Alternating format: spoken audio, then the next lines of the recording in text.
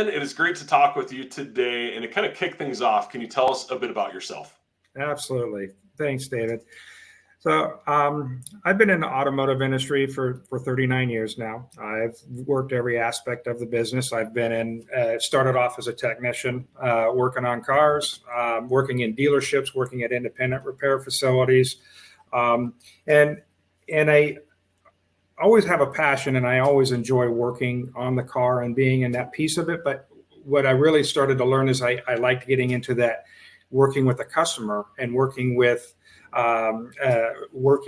from a managing people and helping people grow. And so as I continued my path, I went into automotive sales. I've worked in as a service advisor, shop manager, multi-center manager, director of operations. Then I went into business for myself. I had two automotive repair shops out in Phoenix, Arizona, and spent some time helping those businesses grow and enjoyed that journey. And that journey gave me an opportunity to really understand some of the pain points that business owners really go through on a day-to-day basis. And so I started to develop this passion for working with other shops. And so for the last 15 years, what I've been doing with my career is working with roughly about 500 shop owners across the nation, from different types of coaching. And what I found is that is my key. That's my niche. That's what I really enjoy doing. And so that's I'm still doing it to this day, and hoping to continue to grow myself personally and to help other people grow.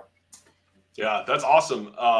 As you've been working with, all those businesses over the last 15 years, what would you say your specialty is? I would say process. Processes is probably the biggest key. There's a lot of pieces to saying process, right? We're talking about whether it's a phone process or it's a check-in process or it's a inspection process, all the way to cashing the customer out, and then beyond that with helping customers. How do we get those customers come back to our business? From customer retention, helping that not only the exit, but then the follow up and the follow through with those customers to help bring them back and give them a total good experience at your business. Yeah, that makes sense. So, of all the things you've done, right, you've kind of centered now on coaching specifically. Tell us a bit more about that journey to becoming a coach. So, funny enough, when I was in my own business, I had a business coach myself, and there were times where he'd come in and we talked for a little bit, and at the end of the conversation, he'd look at me and say, Ken, you either need more cars or you need to sell more work. And I just sat there and it almost took a full minute of processing how ridiculous that response was. It just the it's like, well, thanks, Captain Obvious. That part I got. I at least have that much down on the business. But what does that mean? And what how do I get there? There's a couple of things that I talk a lot about, and the first is why we do it. What is the impact and to ourselves and for the customer, and what's the why behind everything that we do, and then not just that, but then we have to formulate a plan on how we do it, and making sure that we have systems in place. Is it written? Is there goals tied to it? I'm a big believer in the SMART goals and making sure that we're not only just setting a goal and saying, hey, you know what, I want to do $1.3 million this year. That's great. So how are we going to get there? What are we going to do different this year than we did last year to gain another $200,000 in sales for you?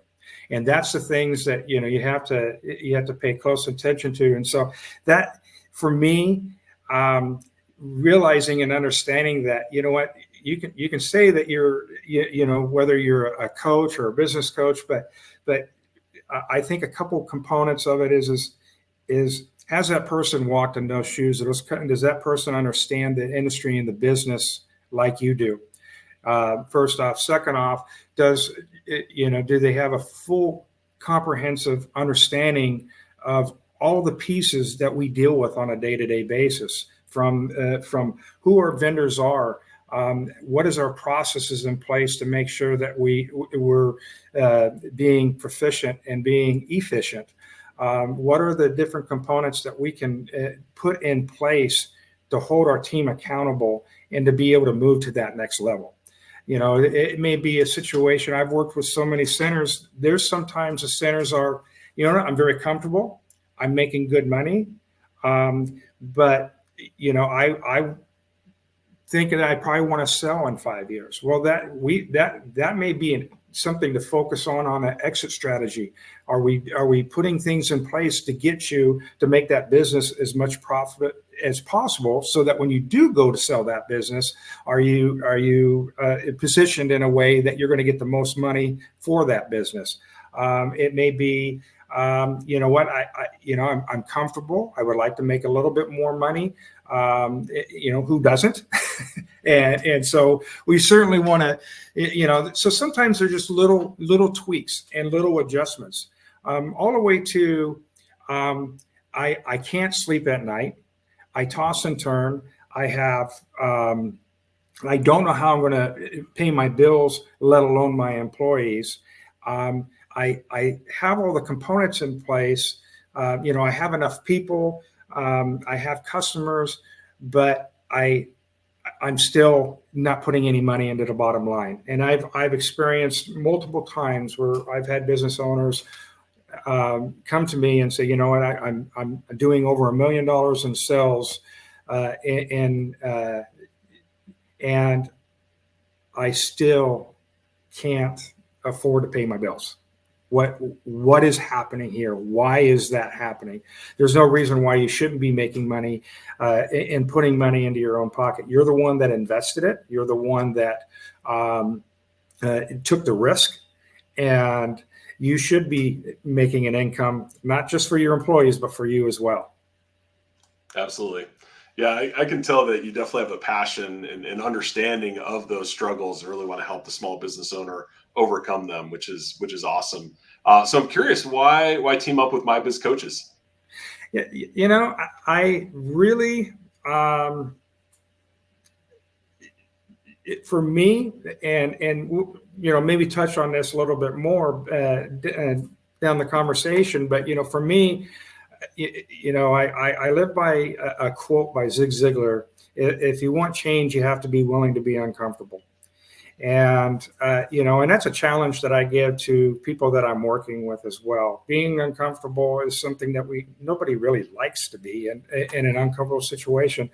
But I also know from a growth standpoint, partnering with a organization that not only helps me grow, but also enhances my passion to help other people grow.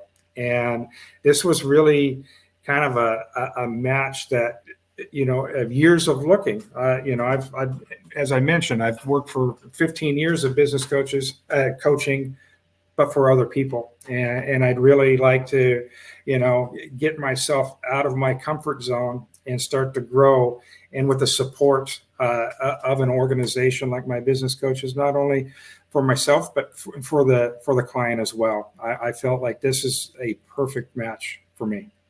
Yeah, that makes a lot of sense. As you were talking about some of your experience, right, and we identified operations as really one of those key things that you bring to the table for your clients. That's kind of a big umbrella. So within that, what are some of your specific areas of expertise, would you say? Well, we've got certain components that we work in on an everyday basis. This is our day-to-day process that we work with. And we always start with the phone. That's the first interaction that you have with that customer, whether it's an existing customer or a repeat customer. those customers need to have that positive experience on the phone.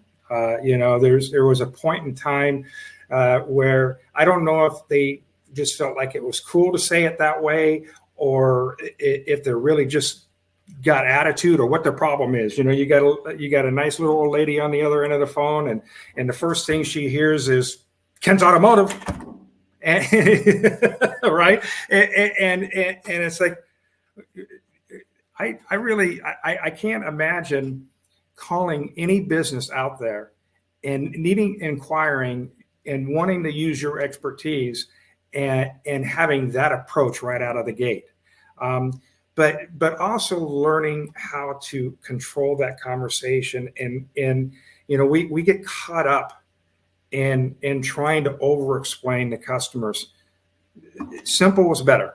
Use that KISS method. Keep it simple, stupid. It doesn't need to be overcomplicated, but what it does need to be is professional, and it needs to be.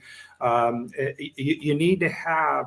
Nobody likes using phone scripts. Everybody's uncomfortable. Again, we get to that uncomfortable piece in our business of speaking. It's not so much about using every word of that script. It's about hitting those key components and understanding how we can get the customer in the door, because ultimately your advertising dollars is what pays to make that phone ring. And you can spend a lot of money on advertising, as we know, but we can have a broken process. Step one, answering the phone, and we're spending all these dollars to ultimately give them to somebody else because you've turned them off so poorly because you did such a poor job on the phone. So phone process is a huge component of an area of expertise. I can tell you that I have listened to thousands of phone calls, and I've heard so many things. And the funny thing is every time I listen, I realize that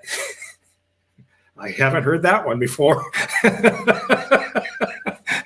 So it's always amazing. It's a forever growing process that you got to make sure that you're paying close attention to. So that's a key component of it. One, it's the phone is designed to get the customer in your door, and that's what you've got to make a point of, and making sure that your process is set up to make that happen. Because otherwise, the dollars that you're spending in your marketing they're going to be useless, because they're turned off by the person answering the phone, or they were rude, or didn't listen. How often the advisor has to keep repeating. So what year was that? What was wrong with it? Instead of intently listening to understand, not listening to speak.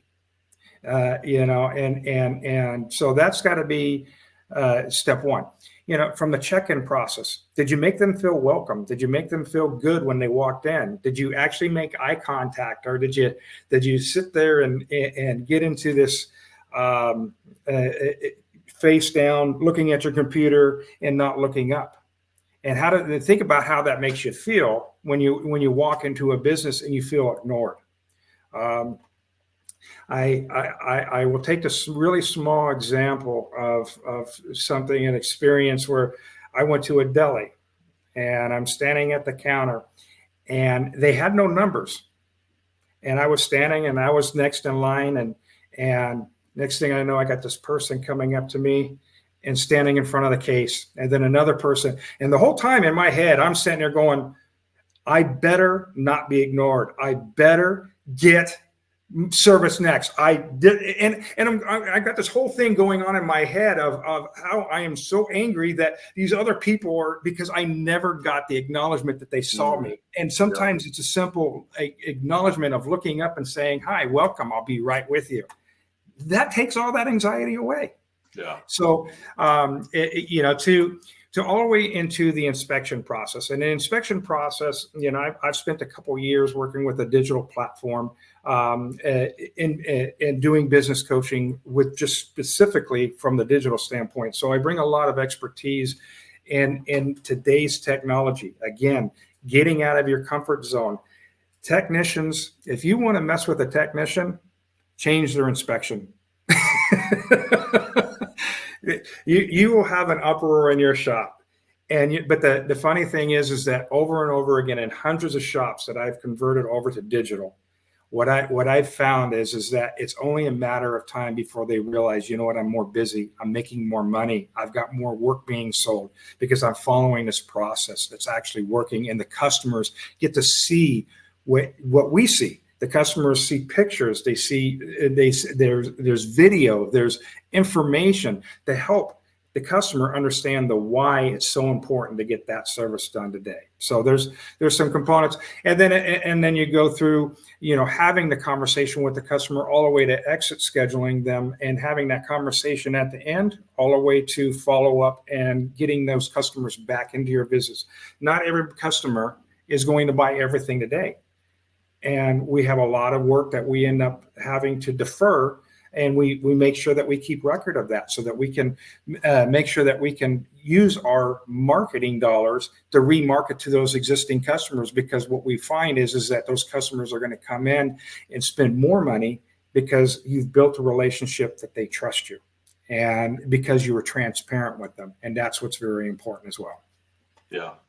Yeah, thanks for sharing that. And as you're talking about some of those different scenarios, I'm curious, are there a few examples of clients that you've helped over the years that you want to spotlight? I've had one just recently, not that long ago, probably within the last year, and he was one of those clients that said, Ken, he goes, I did $1.1 million in sales last year. He goes, I'm barely paying my employees and my bills, let alone not even paying myself.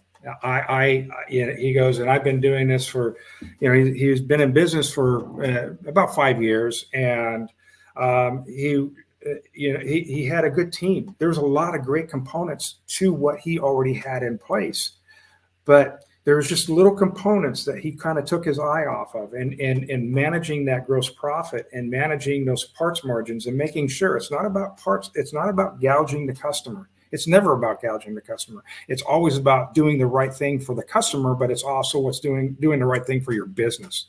And that's what you got to make sure that you're taking care of.